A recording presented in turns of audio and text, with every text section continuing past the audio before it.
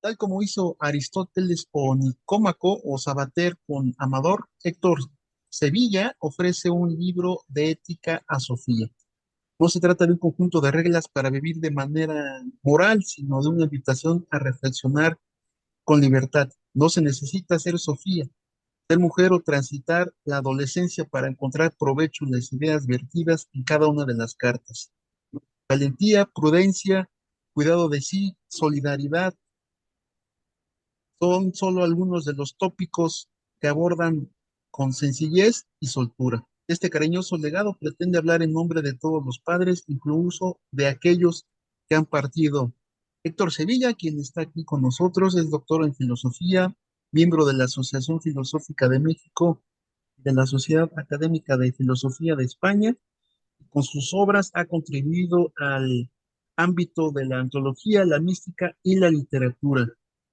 Sobresalen sus libros de espiritualidad filosófica y asombro ante lo absoluto, ambos publicados por Kairos, así como este nuevo libro, Ética para Sofía, Cartas de un filósofo a su hija, con prólogo de Ana María González Garza. Y le damos la bienvenida a Héctor Sevilla. ¿Cómo estás?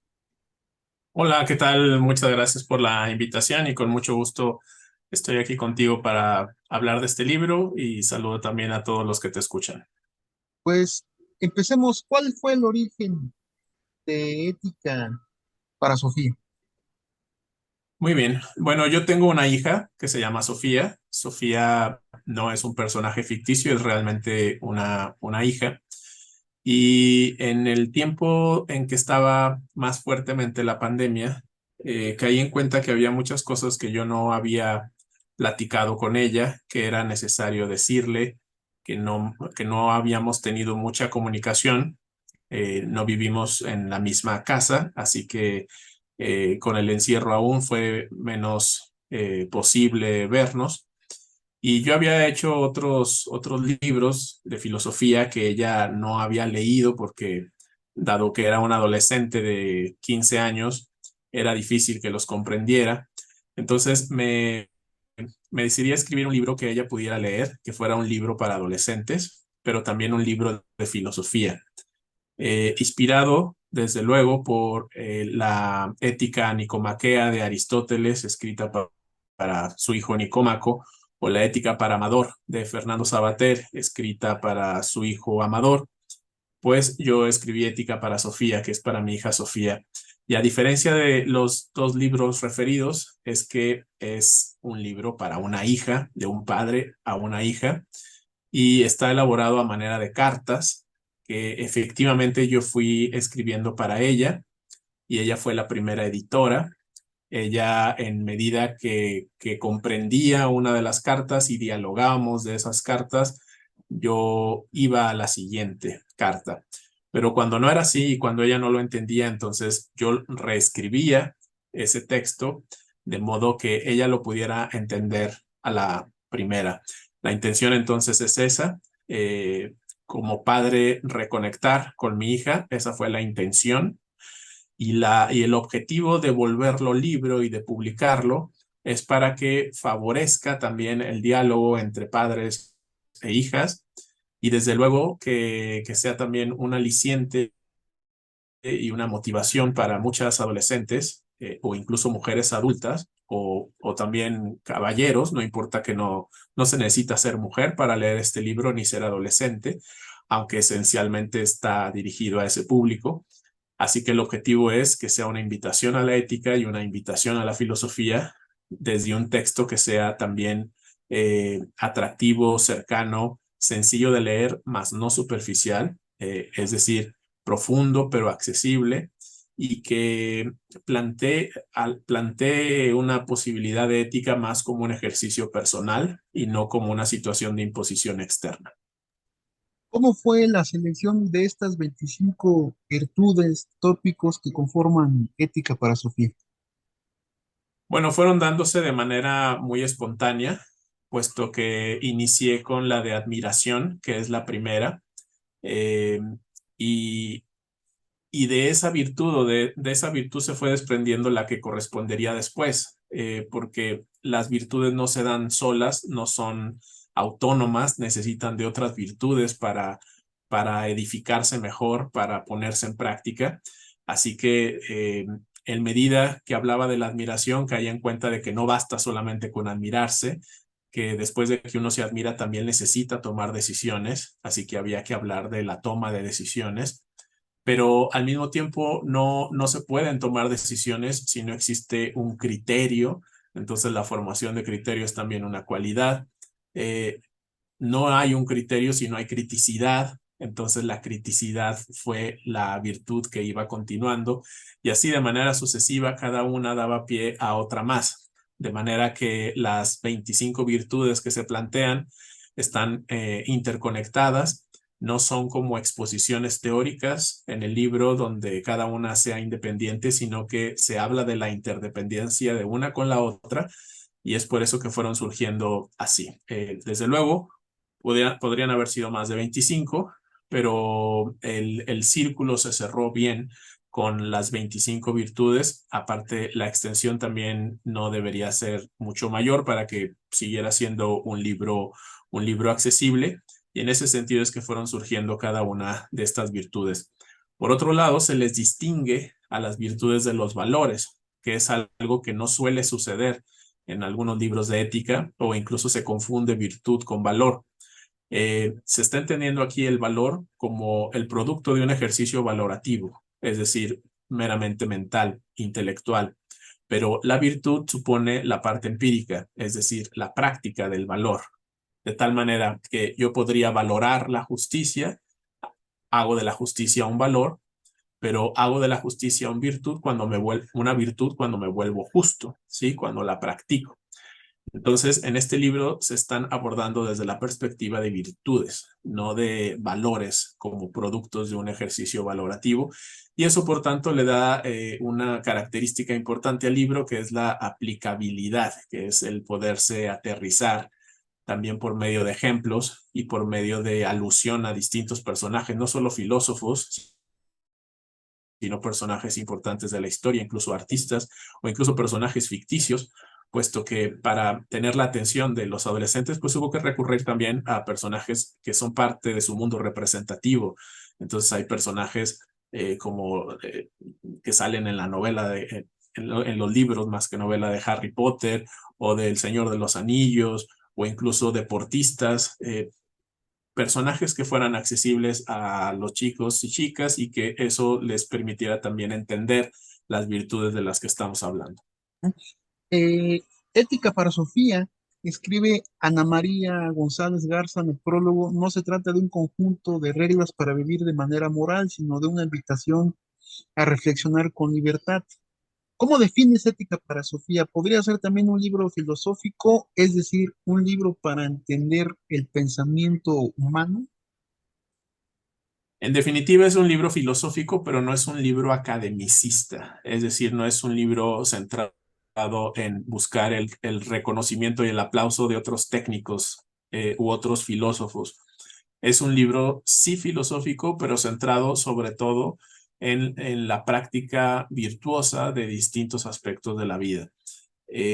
Por otro lado, también tiene la característica de que no solo está tratando de edificarse en el pensamiento o en la racionalización, sino que busca generar también un sentimiento o varios sentimientos. Se busca que la lectora de este libro sienta. ¿Y qué es lo que debería sentir o tendría que sentir? Pues la conexión con una voz personal que puede ser alusiva a su propio padre, aunque su padre le haya hablado o no le haya hablado, o aunque su padre no haya tenido contacto con ella, o incluso haya muerto hace varios años. La idea es que el libro evoque una voz paternal, de manera que no sea un libro al final de Héctor Sevilla para Sofía, sino un libro que evoque una voz paterna al lector, independientemente de si es adolescente o no, o de si es mujer o no. Entonces, es un libro que trata de interconectar ambas cosas, la parte racional, filosófica, mental, intelectual, pero también la parte emocional, psicológica, empática, intuitiva, que tiene que ver con el reconocimiento de que finalmente no somos solo seres pensantes, sino también seres sintientes y que necesitan una conexión y una vivencia, de empatía, incluso a partir de la lectura de un libro. ¿Qué te ha dicho Sofía sobre el libro? ¿Qué lecciones le ha dejado lo escrito por su padre? Bueno, pues Sofía ha estado muy cercana a la promoción del libro, por ejemplo. Ella se motivó mucho a estar en distintas presentaciones. Me va a acompañar, por ejemplo, en la presentación que haremos en Monterrey el próximo 16 de junio, así como en la presentación que haremos en Guadalajara el 22 de junio, en librerías de esas ciudades. Pero más allá de este ejercicio de promoción que ella asumió libremente y de manera muy responsable también, creo que ella lo puso en práctica en su vida, me parece, y yo la he visto a partir de su lectura del libro y de los diálogos que de ellos se han suscitado, la he visto más segura en sus decisiones y también más independiente.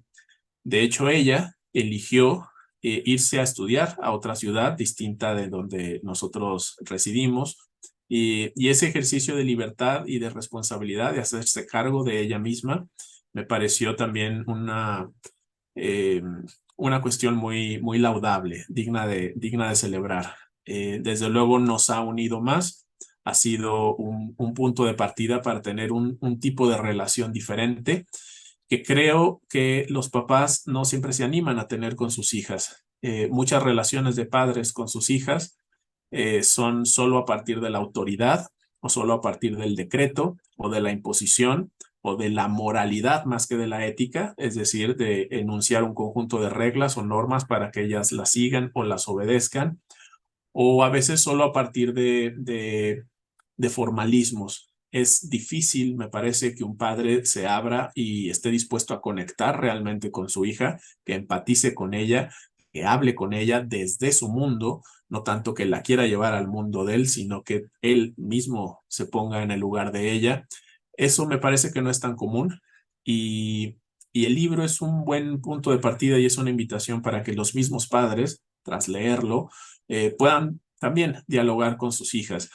A los papás de pronto se nos da esta suposición de que basta con que la madre hable con las hijas, dado que comparten eh, el hecho de ser mujeres, pero no podemos evadir así la responsabilidad. A los papás también les corresponde hablar con sus hijas, conectar con ellas, pero primero tienen que conectar y sentir ellos mismos. Por tanto, creo que hay un gran abanico de posibilidades en la relación de padres e hijas. Hay un terreno ahí muy dispuesto a ser fertilizado y que se necesita revivir esos lazos entre padres e hijas o entre las hijas que ya no tienen los padres o que incluso ya murieron o que tienen una relación compleja o difícil o incluso de pronto violenta, pues creo que es también una forma de sanación el poder leer este libro y al menos con las palabras evocadas en el libro o planteadas ahí en las distintas ideas y sugerencias y problemas que se están ahí abordando, me parece que son una buena manera para que las mujeres adultas también reconecten si es que no hubo conexión con su padre. Eh, Espiritualidad filosófica, asombro ante lo absoluto, ética para Sofía. ¿Es una trilogía que cierra estos temas o le darás continuidad a este tipo de conceptos y temáticas? ¿Qué escribes ahora? Ahora estoy escribiendo más sobre la filosofía del judaísmo y algunos aspectos de esta filosofía que pueden ser útiles incluso a personas no judías.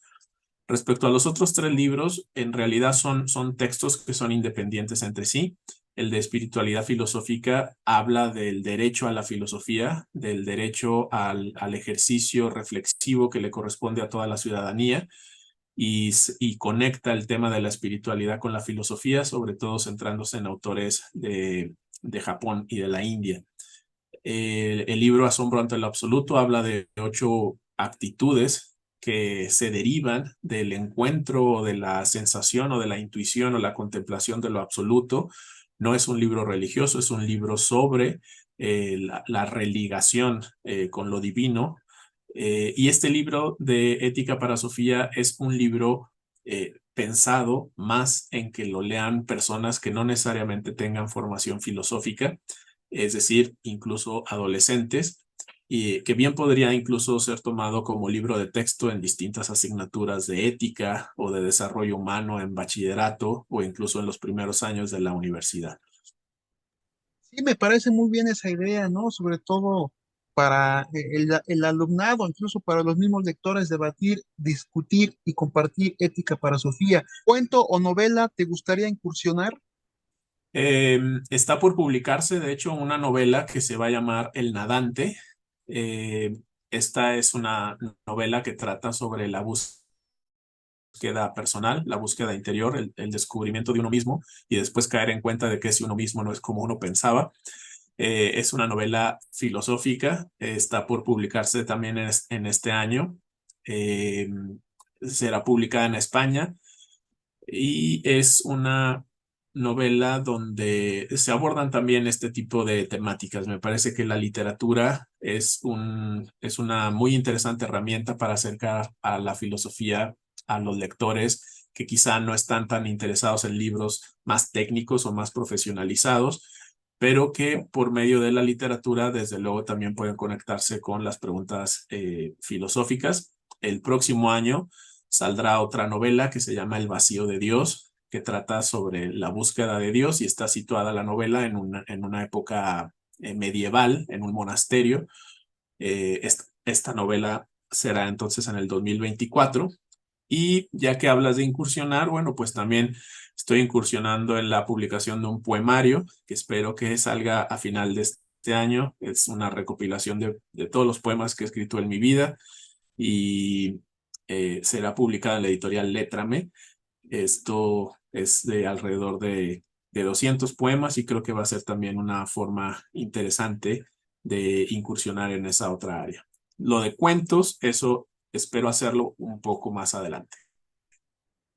Pues vamos a estar al pendientes, Héctor Sevilla, sobre estas publicaciones tuyas, sin duda, pues siempre compartiendo con los lectores tus publicaciones, algo que quieras agregar y eventualmente pues compartirnos tus redes sociales para estar al tanto de las noticias. Sí, invitar a tu público a que considere muy, muy seriamente la obtención de este libro. A mí me importa sobre todo que el mensaje llegue y que tanto padres como madres de familia, así como hijas e hijos, adolescentes y universitarios, tengan acceso al libro y que lo puedan tener, leer. Sé de incluso psicólogos y psicólogas que utilizan el libro en sus sesiones con adolescentes y que han tenido muy buenos resultados. Sé también de algunos profesores que lo están poniendo también como lectura en sus clases. Sé de todos esos canales y formas, y justamente esa es la intención del libro, que llegue a más Sofías, aunque no se llamen Sofía. Y bueno, decir que el libro lo pueden obtener en las librerías importantes del país que todos conocemos, así como también en la distribuidora Nirvana. Y si nos escuchan de Monterrey, pues estaremos en la librería Gandhi el 16 de noviembre y el 22 de noviembre en la librería Gonville de Guadalajara. Mis redes sociales en mi página web es sectorsevilla.com y en redes sociales Sector Sevilla.